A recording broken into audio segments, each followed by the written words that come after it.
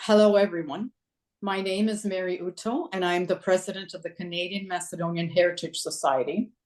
And on behalf of the CMHS board, it is my pleasure to welcome you all to our virtual event today. And thank you for your continued support of our efforts to bring to you events that expand and enrich our understanding and our knowledge of Macedonian contributors and their contributions to the whole of society. Please consider renewing your membership if you haven't done so yet this year, or even becoming a new member. Some logistical points of reference for today. Our presentation will be about an hour long. And since this session is brought to you via Zoom, I would like to thank Alex Nitsis for managing very expertly the technology. Also, thank you to Dr. Dan Mallon, who first introduced us to our amazing speaker today. And thank you to Virginia Evans, our very capable special events director, who will introduce our speaker, the topic, and facilitate the discussion following the lecture. Enjoy the session.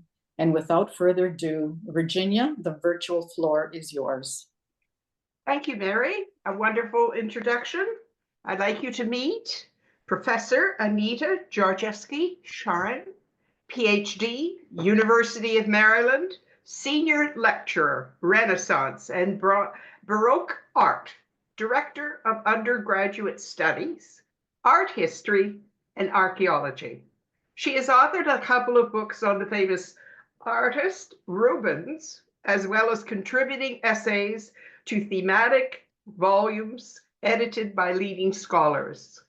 Her latest book is on Vermeer, one of my favorite artists, which was published in 2022.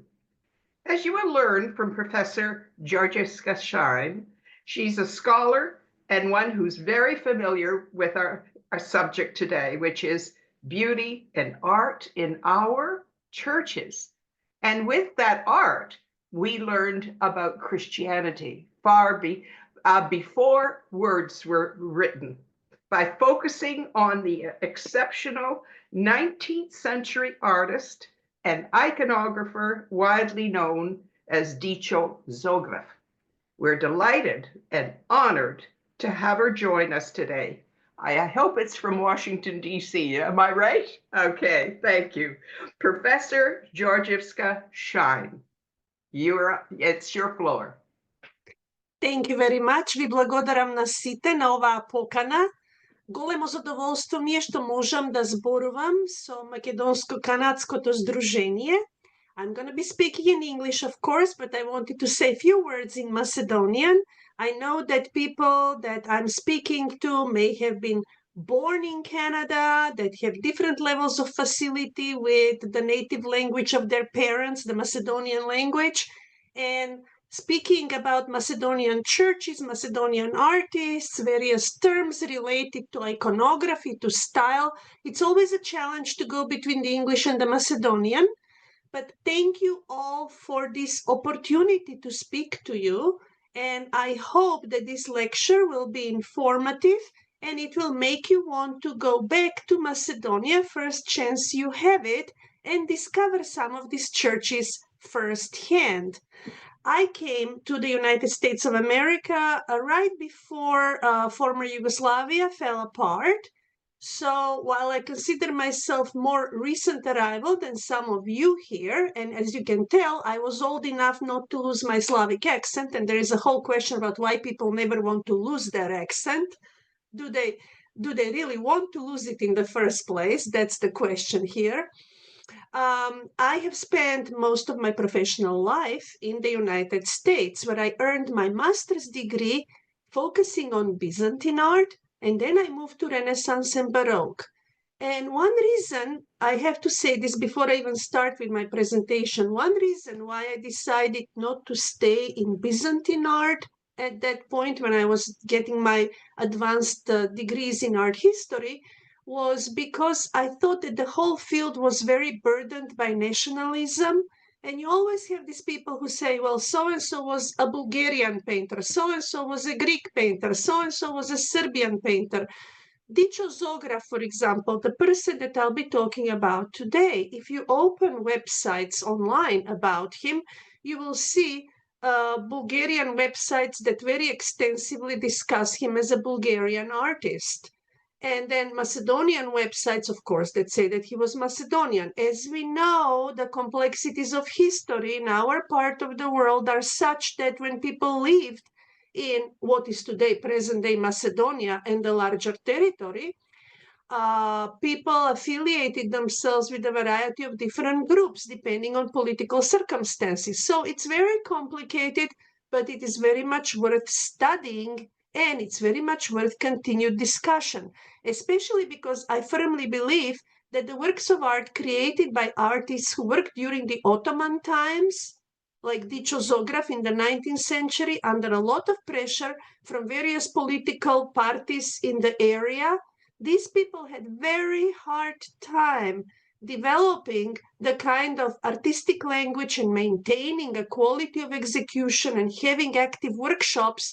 And we really have to respect what they left behind. So not just because of its beauty, but because it helped the Macedonian people preserve their identity. It was fundamental for the identity of our people, even as that identity was continuously contested and continues to be contested to this day, as we know. So I would kindly remind you, this is being recorded, but I would kindly remind you that if you want to make sure you do not see a lot of little black boxes or people with their cameras open on the side as I present the lecture, you can click on speaker view, and that way you only see the speaker and the slides. So this is the beginning of my presentation. Thank you again for your very kind introductions. And yes, indeed, I teach at the University of Maryland in College Park, although I did become a scholar of Renaissance and Baroque. I distanced myself very self-consciously from the extremely nationalist and sort of like very narrow-minded approach to Byzantine art that I encountered when I began studying it more deeply. So this, what you're seeing here, is a detail from one of the first icons painted by Dicho Zograf, Mother of God Pantohara, or Joy to All, from 1844. It's in the Ohrid Icon Gallery, which is one of the best galleries of icons from the Byzantine period and the post-Byzantine period that we have in the world. And allow me to remind you that we are talking about Byzantine and post-Byzantine. What we consider Byzantine, of course, is the period up until the fall of Constantinople in 1453 to the Ottoman Turks. Post-Byzantine is what was painted in all of those parts of the former Byzantine Empire by various local artists, including Dicho Zograf, in those centuries 16, 17, 18, 19, while they were under Ottoman rule. The icon is both signed and dated, and that's kind of important because Byzantine artists in the past, in that proper Byzantine era up until 1453, did not sign and date their icons, because in the Byzantine theology of images, the Byzantine ideas about images were such that they basically discouraged the notion of artistic identity and that whole idea that you're a genius who is painting something. No, you're just the hand of God. You're conveying sacred messages from God. In other words, artists who were painting in the 12th, 13th, 14th century almost never signed, let alone date their works. So this is a new development, and it tells you that when Dicho Zograf is alive in the 19th century, while they're painting in this rather old-fashioned Byzantine manner, they're also using modes of self-identification which are typical for what we call Western art, European art. As you can see in the icon, Virgin Mary and Christ Child are the principal figures. At the very center, you have some much smaller angelic creatures to the left and the right of her halo, and below you see various church figures who are presumably a combination of some saints, some church fathers or theologians. But what's interesting is that those figures are infinitely smaller than the figure of Virgin Mary and Christ Child. That in itself is very medieval in terms of its approach and feels not naturalistic. But the reason why Byzantine artists painted in this sort of two-dimensional, very stylized manner, not naturalistic, not really like Western painters, had nothing to do with their talent or ability to paint in a more realistic fashion. No. Once again, we go back to the theology of icons. In Byzantium and also in the post-Byzantine era, works of art should never be so real so that you can mistake what is painted for the entity it represents. In other words, you should never be brought to that level of what they would call idol worshipping the icon to the point of idolatry. So Byzantine art very consciously maintained a distance in the representation of the human figures and also maintained this kind of anti-naturalistic arrangement of figures, large Virgin Mary and Christ child, minuscule other figures that accompany them, because they're talking about the hierarchy of the characters. And it's not about giving you a realistic image of the world. Now, why did I choose Dicho Zograf and where did he come from? First and foremost, if you ever look at history of Macedonian art during the Ottoman period, when it comes to icon painters and fresco painters, you will almost surely be told that Dicho Zograf is the most significant one. And again, I didn't want to talk about Byzantine churches from 12th, 13th, 14th century. Those are painted during the Byzantine Empire. I'm much more interested now in what our people locally developed as artistic schools while they were living under tremendous oppression in the 18th, 19th century. He came from this little village Tresonce in Western Macedonia. And you can see on the map, of course, it says North Macedonia because this is taken from Google Maps. But you can see with that little red dot where that village of Tresonce is, very close to the Albanian border. This is an area which is close to Debar, which is these days primarily an Albanian inhabited city. And of course, it's a village that's deep in the mountains of Western Macedonia, as is a cluster, a whole cluster of little villages like this. Today, the village is all but deserted. Almost everybody left the village after World War II to move to Skopje and other cities. Some of them to Gostivar, some of them to Tetovo, but mostly Skopje.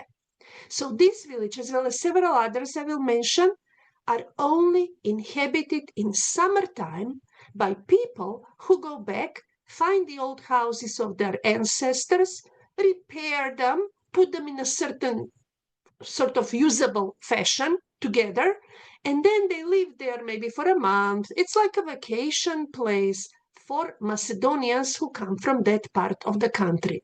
It's beautiful, pristine environment, very, very clean air. There is a river that runs through the village. There is a small asphalt road from the main road between Skopje and Ohrid. You have to turn at one point after Mavrovo, and then you kind of go on this 15-kilometer road. It takes about 40 minutes because it's winding, it's narrow, it goes through a forest, and then you arrive here in the middle of the village. And that's where Dicho Zograf lived. That's where he was born. That's where he died. My mom comes from this village. She was born in this village right at the beginning of World War II. And then, of course, her parents, like everybody else, fled to Skopje. And this is why I know a lot more about this part of Macedonia, because even living in America, I have tried to go to this village almost every summer if I'm traveling to Macedonia. So here is some biographical information about him.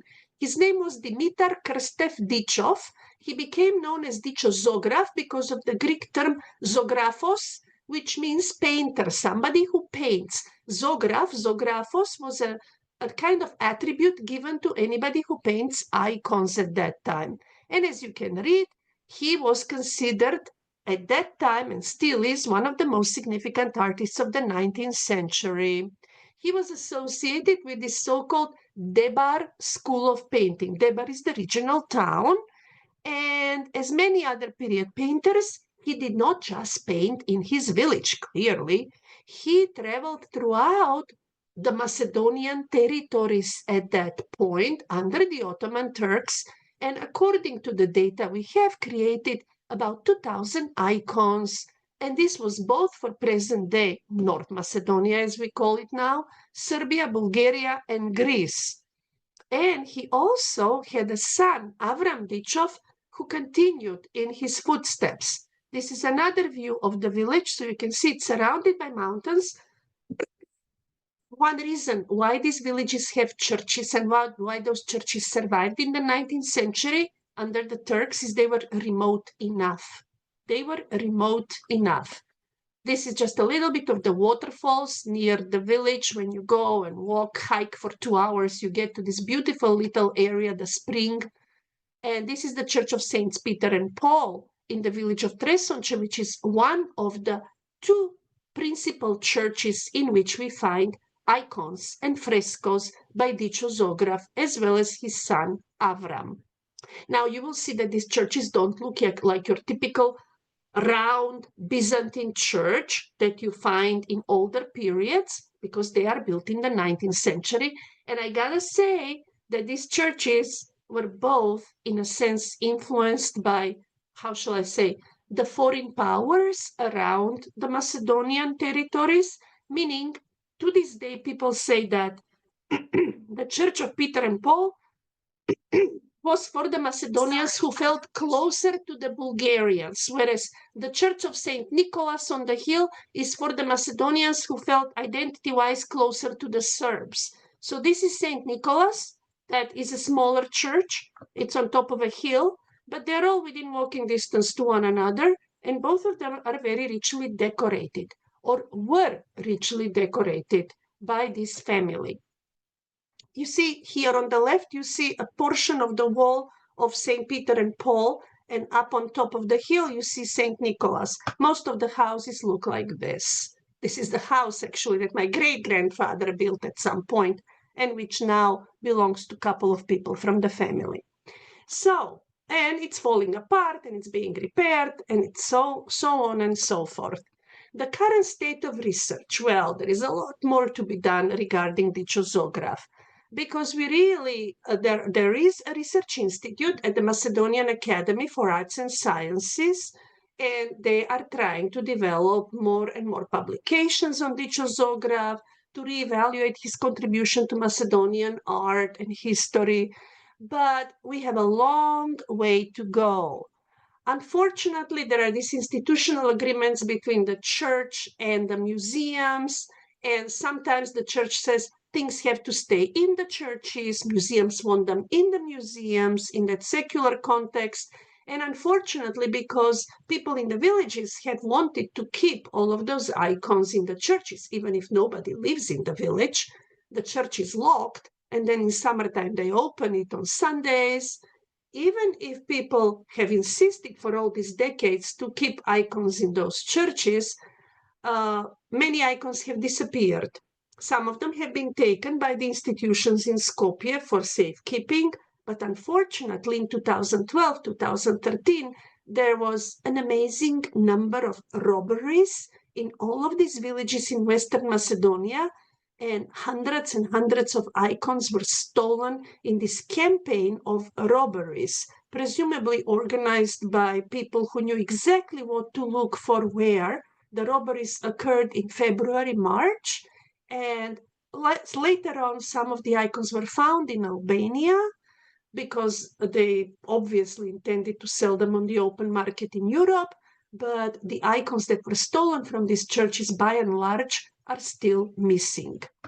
There is a book associated with Dicho Zograf, or rather a manuscript. This is the so-called Erminia. We are not entirely sure if he wrote it or his son wrote it, and it was probably completed by one of his sons, almost most definitely. And you can read here that he dies in 1873 at age 54 of unknown causes, and he wanted to be buried in the village in which he was born. And this is another page of that Erminia, that handwritten manuscript. And surprise, surprise, this manuscript somehow ended up in Sofia. And it is, in fact, in a Center for Slavic Byzantine Studies in Sofia, and the Bulgarians are refusing to give it back to Macedonia. So Dicho painted in many parts of the present-day republic. You can see here in red, mostly in the western area of Macedonia. But as I said earlier, he also painted in Greece, Bulgaria, and Serbia. Insofar as his artistic language is concerned, here is one of his icons. It's definitely, as they say, the final phase of the post-Byzantine tradition, stylized, abstracted forms in line with the Eastern Orthodox ideas about sacred images, what I already explained. And he puts his figures typically against gold backgrounds, which emphasizes their connection with the world of the sacred. And again, we typically believe that he painted over 2,000 icons for various churches. Now, before I show you some of his characteristic icons, I want to show you what properly Byzantine frescoes and icons in Macedonia look like. The Church of Nerezi, 12th century, right outside Skopje, the capital, is a prime example of a church that is centralized architecturally, that was built with royal patronage from Constantinople. In other words, it was also probably painted by artists who came from the center of the empire. This is the church inside. The frescoes are damaged, but they are still considered among the most important frescoes in the Byzantine realm that survive from the 12th century. Sorry, I'm getting over a little cold. And we have here the dome of the church, typically with the figure of Christ, Pantocrator. And we have a beautiful example of one of the frescoes, which shows you the lamentation over the body of Christ. So this one, if you study Byzantine art, is in almost all of the textbooks about Byzantine art as one of the finest examples of Byzantine fresco painting from the 13th century. There is also this church from 1295, Peribleptos or Saint Clement in Ohrid. It's a marvelous small church, and we know who were the donors. And once again, there was a Byzantine official, Progon Zgur, who was relative of the Byzantine emperor Andronicus II Paleologus. And there was an archbishop of Ohrid, Macarius. It's dedicated to Virgin Peribleptos. Peribleptos means the one who sees from high above. And this is also very richly decorated with frescoes. These frescoes have suffered over centuries. They have been cleaned, but there is still more work to be done because of the accumulation of salts and various minerals on the surface of the frescoes. As you know, frescoes are always painted directly on walls. So especially if you're in an area by the lake, you have humidity and you have even more damage on the frescoes. So Dicho Zograf paints in this tradition, but paints also in a way which is entirely his own. And he will paint, for example, icons for this monastery of Sveti Jovan Bigorski, Saint John of Bigor. The establishment of this monastery goes to 11th century, but it was completely rebuilt in the 18th and the 19th century. It is most famous not for the icons as much as for the iconostasis, or what you see here, this very elaborate 6-story wooden icon screen that is in front of you, which was carved by these people, Petre Filipov Garka from the village of Gari, together with his brother Marko Filipov. So Avram Dichov painted, the son of Dicho, also contributed to this icon screen, but Dicho apparently painted a number of major icons for the icon screen of this monastery. And you can read here, Christ, Holy Mother of God, John the Baptist, Saint Demetrius. Now, we know these icons, they're still there. And yes, you can find his icons in other places. This is near Skopje, for instance. You can take a city bus, basically, a suburban bus in Skopje, and visit this beautiful monastery that goes back, actually, to 14th century and has lovely frescoes on the walls from the 14th century, but it also has these icons by Dicho Zograf. You see St. George on horseback, you have in the middle St. Michael, and then on the right side, that icon is the coronation of the Virgin Mary. When she is assumed into heaven, you have Christ on one side and God the Father on the other side, and the Holy Spirit, the dove of the Holy Spirit above them. And this is the moment when Virgin Mary becomes Queen of Heaven. Now, this is a very nice monastery, but the icons are loose. They're not in an icon screen anymore. There are some other places where the icons were embedded in a wooden icon screen, like the one I showed you in St. John of Bigor. And Tresonce, for example, the village where he painted both the Church of St. Nicholas and the Church of Peter and Paul, and you see them once more here on the screen, he painted most of the icons for the icon screen. Unfortunately, what you're seeing here, these large icons of Virgin Mary, Christ, the Pentecost, all kinds of images, all of these were stolen in 2013. So what happened afterwards is that one person who is connected with cultural heritage institutions and who comes from that village commissioned color photographs to be put instead of the original icons so that we do not look at the holes that were left. But this is, for instance, a prime case of missing cultural heritage in that village. As I said, it happened sometime in February of 2013, if I remember correctly, in the middle of winter when nobody is there, the security mechanism at the door didn't work. People walked in, picked up all of the icons, drove away with them.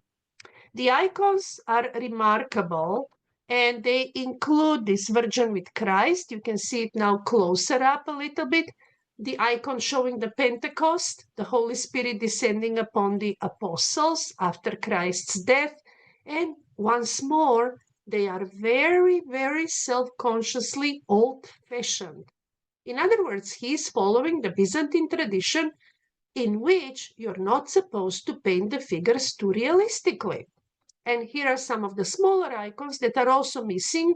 St. George, and of course, we also have St. Demetrius, two warrior saints.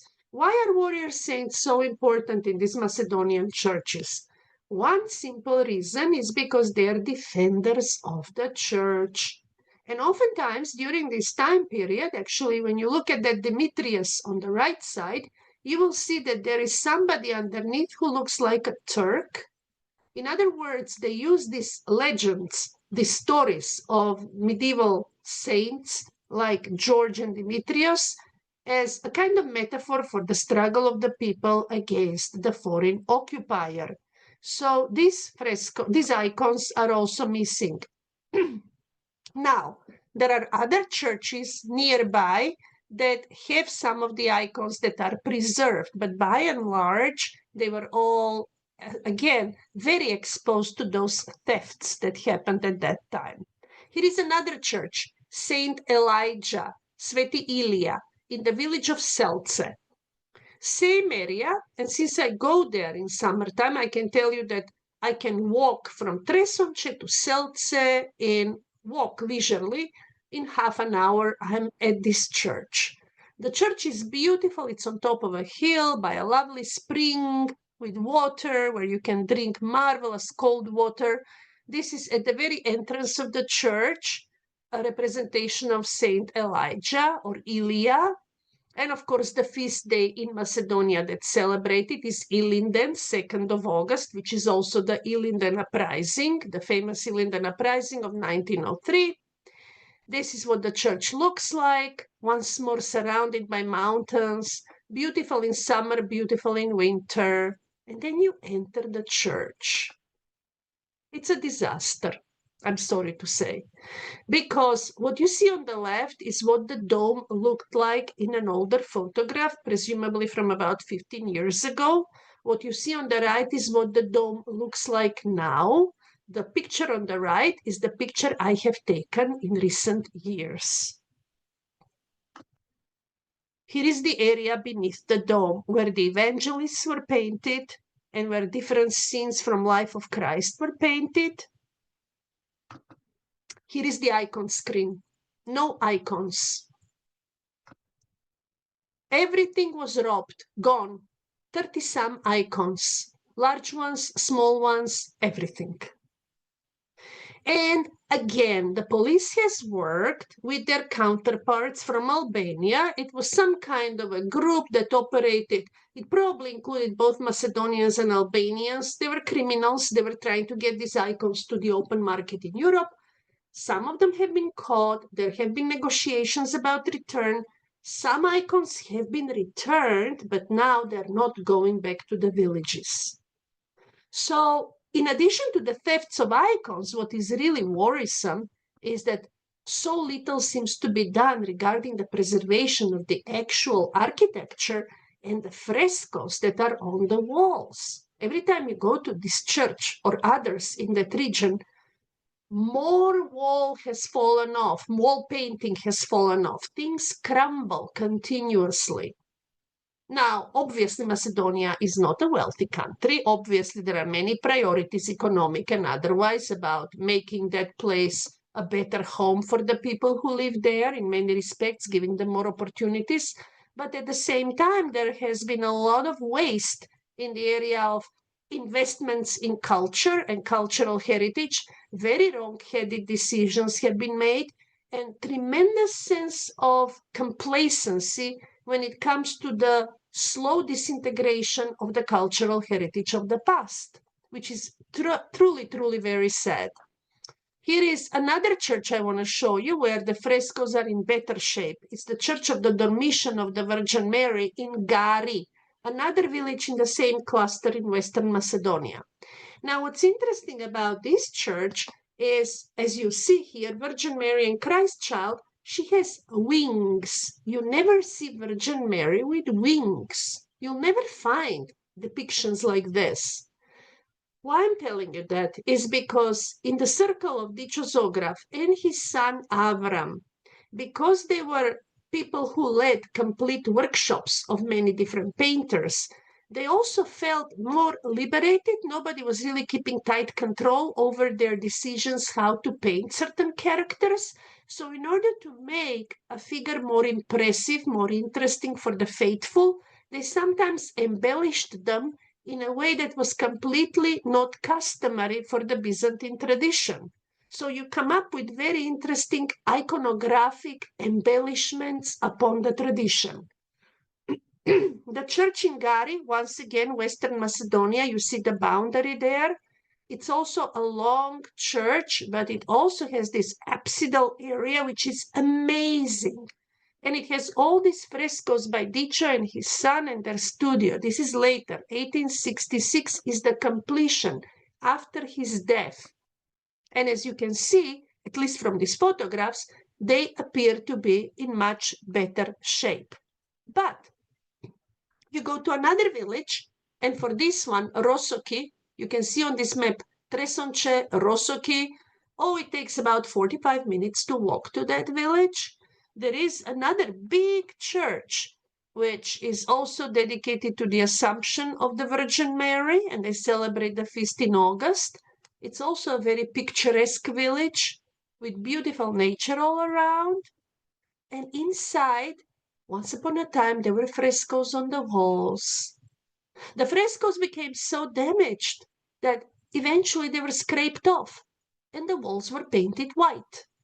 What you see here is the Dormition of the Virgin Mary, the scene, but it's painted on one part of the church above the door, and that was the preserved part. Everything else was essentially scraped off and left white now.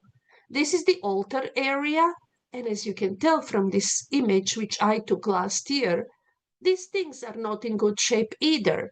And as a matter of fact, the one on the right, I mean, these are not the genuine icons, they are copies because the icons are long gone. And even that wooden door painted with the scene of the Annunciation to Virgin Mary is quite deteriorated. Who do we blame for this? The people who come to this village during summertime are just there for the summer months. There is typically one older person or two people who stay during the winter. They keep the key. But the people from the village alone cannot really maintain these churches.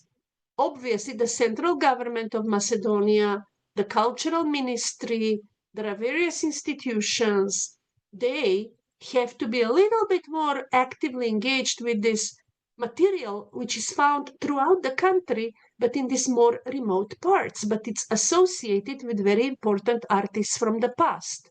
So it's really, I'm providing this as a little criticism towards the current government and the governments before it, all of them basically. And the whole notion that we want to fight for our identity and we want to prove to the world that Macedonian people, Macedonian language, Macedonian culture exists and is significant. How can you do that if you're allowing some of the most important 19th century monuments to fall apart? Just quickly about Dicho Beyond the Borders. Here is Assumption of the Virgin in Epanomi, which is, of course, in Halkidiki Peninsula. And we can talk about why it was painted there, probably for Macedonian people who were living in that area. This comes from a church called Assumption of the Virgin in Epanomi, and it's just one icon. And this is another icon, important icon, which is now in Skopje. It's the Deesis icon, and Deesis in the Byzantine tradition is representation, are the three main characters that you find typically in front of the altar. Christ at the center with Virgin Mary to one side and John the Baptist on the other side. So these are just some of the icons that I wanted to introduce to you and a little bit of biographical information about this artist and the current state of research. But here is, for instance, one of the most beautiful icons, in my opinion, Virgin Mary with the infant Christ. And you can see, if you look carefully, once more, that there are angels to left and right who are much smaller, like in the first icon. You can also see that above the angels to the left and the right, you have inscriptions, Mater Božja, the Mother of God. And you can see that the hand of little infant Christ raised in a blessing gesture, as well as the hand of the Virgin Mary pointing to him. The Virgin Mary expresses her veneration of her son in a variety of ways, but the most important one is the pointing gesture, and we call her the Virgin who points to the true way of salvation through her infant son, Christ. So here you can see that both his hand and her hand are with silver covers. And this is something that you find in icons that were considered particularly important. They would have been given this kind of silver elements or gilded elements, either for the halo or for parts of the body, especially the hand, the blessing hand of Christ, and the pointing hand of Virgin Mary, who in Greek is known as Odigitria, the one who shows the way. And where is this icon from? As you can see on the map, it's way up in the little corner of Bulgaria, bordering Romania and Serbia. It's not even in the Pirin portion. It's way up there. In other words, Dicho was painting and was well known, as was asked to paint icons and frescoes for many other parts of the Balkan Peninsula. So I wanted to conclude with this beautiful icon because it sums up beautifully his contribution to the visual arts. You can see that it is done in that Byzantine manner, so to speak. The figures are not so naturalistic. They are fairly two-dimensional. You have the gold background that alludes to the realm of the sacred, the light that never changes, the golden light of God. You have the presence of the silver covers for the hand of the Virgin Mary and the hand of the infant Christ. And of course, that underscores their holiness further. you have much smaller figures of the angels that create powerful contrast to their companions, but at the same time, they are less significant hierarchically, and thus they can be painted as smaller beings. But at the same time, even though he's working within this, shall we say, rather strict codes about what images should look like, you can tell that he is a very good painter by the way in which he uses the colors, the modeling of the drapery. Look at the pink and the gold and the yellow and the green highlights, and also the way in which he chooses to represent light and shadow on the faces of the Virgin Mary, as well as on the face of this lovely little infant Christ. In conclusion, he did have that very important son, Avram. So Avram, but also there were other icon painters who studied with Dicho, Maxim Nenov Duke, Blaže Damjanov, Isaiah Manovsky, who was son of another painter, Petre Pačar. So all of these artists left so many icons and frescoes, and we have so much more work to do. And once again, the cultural heritage is under threat, and we really have to be working a lot harder, both those of us who live abroad by putting pressure on the government of Macedonia or organizing initiatives to help in one form or another, and of course, within the country itself by raising awareness of how important this is for not just the question of identity and proving that Macedonians deserve to be fully accepted among the family of nations, because there are certain people out there who still deny that, but because this is perhaps the truest aspect of the Macedonian cultural heritage. These are things that were painted by icon painters who grew up there. These are not the people who came from Constantinople.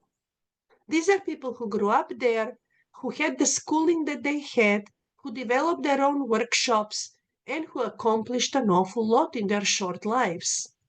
Just to give you one dramatic example of a destruction of a church, this happened a long time ago in the 50s during socialism, when the big hydroelectric plant on the artificial lake of Mavro was being built. They essentially took some icons from this church, which had frescoes painted by Dicho, and they submerged the church in order to build the dam. This was way back in the 50s. That's how they used to look at cultural heritage. And sometimes when the lake goes down, you can see the church come out. And sometimes you can even walk into the church. But you're essentially walking into a very, very sad ruin. So, thank you very much for your attention. I'm happy to answer any questions and to discuss any of these objects that I showed you further, both in terms of what they mean, how they mean, and the style in which they're painted. Thank you. Professor Aneta Georgievska Shine, your lecture was titled The Beauty of Our Macedonian Churches. Thank you for showing us just how beautiful they are through a historical lens, as well as depicted by iconographer Dicho Zograf. So I, for one, will consider visiting churches in Macedonia, but this time with a very different perspective and an appreciation, really, that your presentation has offered. So thank you very, very much on behalf of everyone for a very wonderful lecture presentation. Thank you very much. And I was trying to cover as much as possible. I hope I wasn't rushing too much. And I hope that I presented you with a range of different churches so you know about how expansive his reach was in the 19th century and how these churches differ from what was created by artists working in 13th century and 14th century. And we do not even know where those people came from, but at least we know about these people from our more recent history. It's definitely a subject area that we could go on and on and on about, and we wouldn't be repeating anything. It would be all new information. So thank you for that. And perhaps maybe another time as well, But before we start with our questions and answers segment, what I want to do is acknowledge the presence of an artist. His name is Georgi Danevsky. I believe Yes. he's still on, so I don't know if you know each other, but he does exactly what you've been talking about Dicho Zograf doing. He does that in Toronto and more than likely in many other places that I don't know about. So I want to acknowledge the fact that he was here. Thank you. Thank you for coming. Pravi srdečen pozdrav do gospođata Georgievska i do sите koji го слушат ова прекрасно неизино настапување, бидејќи тоа она не ни предаде голи аргументи за убавата наша традиција и уметност, туку внесе чувство и јас се чувствувам малку носталгичен. Прво, сакам да кажам, кај мене побуди првата информација од Вирџинија Еванс, дека госпоѓата Георгиевска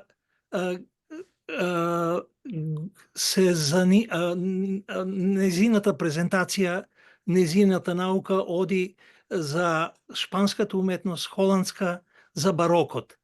Јас се чувствувам како духовен роднина на неа затоа што имам голем пиетет, голема љубов токму кон тој стил на тој е олимпот на светската и европска уметност во сликарството. Не само во сликарството, и во музиката. А од друга страна ме радува незиното домородно чувство да зборува за еден автотохтен автор. Јас сум одушевен со каква љубов го презентираше и со какви внатрешни чувства го исполјуваше тоа госпоја Георгиевска. Тоа е нашето возраѓање. После темните векови на иноверна власт, на робство, тоа е 19 век е духовното будење, зашто тогаш во Македонија се ствара буржуазија, почнуваат она што било конзервирано со векови притиснато во темното владење на иноверната власт, сега одеднаш се пружа можност некои миштарски реформи, дале можност страните сили да рајата има во својата собствена вера и во своето национално чувство да се исповеда културно и економски во тој отомански систем. Јас би рекол дека е чудесно тоа мијачко племе, кое е дало чудесни мајстори, како што е Дичо Зограф, Андреј Дамјанов, градителот, градиштето е, потоа исто Димитрија Андонов Папрадишки, тој е еден чекор малку подо нас од Дичовото време. Тоа е едно движење, еден романтизам, еден полет, и бидејќи религијата не смеела да биде забранета пред тогашниот свет, македонскиот народ наоѓа можност преко религијата да исполе својата убавина, своето чувство, и ние тоа треба љубоморно да го чуваме и да не гледаме такви тажни слики за пропаѓање, кражби на многу наши уметнини. Господине, само да ве прашам, фала ви многу, прекрасни коментари, ме одушевија вашите коментари. Не знам дали да зборувам на македонски. Не знам дали да зборувам на македонски, затоа што не сум сигурна кој колку зборува македонски во нашата публика, ама вие сте живееле долго време во Македонија, па сте дошле овде, или? Да. Јас сум така речен нов канадеец, иако од време на време меѓу двата континента живеам и творам. моја ќе признам пред овој аудиториум дека мојот Ахилес хил е енглискиот јазик. Добро. Присно се изразувам на македонски. Не, ама многу убаво се изразувате, затоа прашав колку време живеете тука, бидејќи вие зборувате како човек што живеел и се образувал таму. Да, нормално. И многу знаете. Јас сум источен македонец и не го кријам мојот дијалект, затоа вие ме одушевите кога рековте дека вие имате словенски дијалект во вашиот енглески, ама тоа е прекрасно. Ако да. Убаво е. Сакам да кажам дека Дичо Зограф, дојдов првин контакт со него во прва година, имав 15-14 години уметничка школа, у Даут Паши Националната галерија имаше неколку негови икони. Ме порази, ме одушеви тие неколку икони, како тој работи со златото. Тој е обдарен мануелен дар. Да. Во тоа време кога универзитетите или класичната империјална византијска уметност само во некои храмови како спомен останува, воодушевува љубовта, начино како низ религијата се борел тој македонски човек. И тоа е наша топонимија, наше знаме, која треба љубоморно да го чуваме, да го проучаваме и да имаме фетиш за него. Иначе, како што рекол Свети Климент, без книги и уметност голи се народите, тие како да не постојат. Така е. Се сложувам целосно. Фала ви многу. Ке збориме и друг пат. И друг пат можеме да збориме. Фала ви многу. Красно, господјо. На вас прво голема благодарност за оваа инвенција и за оваа убавина што ни ја приредивте. Фала ви многу. Фала.